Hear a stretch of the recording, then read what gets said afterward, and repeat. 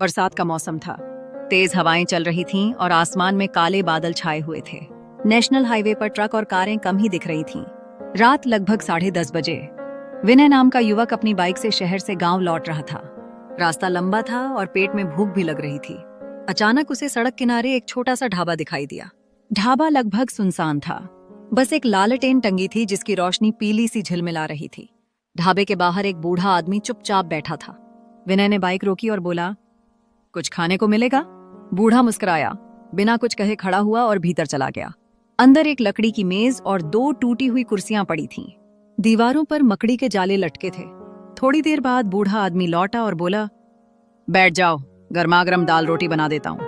विनय को जगह अजीब लगी, पर भूख लगी थी इसलिए वह बैठ गया। तभी उसने देखा कि पास की कुर्सी पर कोई और भी बैठा है। सफेद कपड़े पहने एक दुबला पतला आदमी, सिर झुकाए चुपचाप।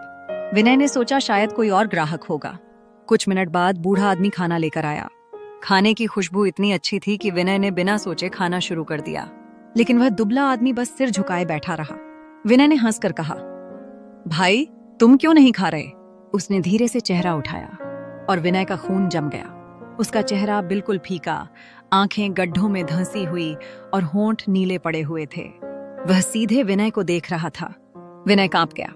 वह उठकर बाहर भागा, लेकिन दरवाजा जैसे अपने आप बंद हो गया। बूढ़ा आदमी अब हंस रहा था। क्यों बेटा, डर गए? ये जगह जो भी रात में आता है वही यहाँ रह जाता है।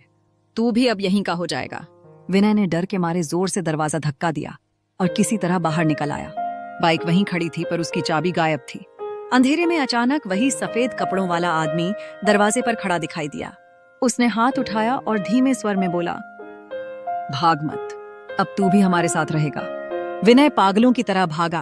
कीचड़ से फिसलता हुआ बिना पीछे देखे दौड़ता चला गया। लगभग आधे घंटे बाद उसे दूर से किसी ढाबे की औरतों की आवाजें और चूल्हे की रोशनी दिखी। वह वहीं गिर पड़ा।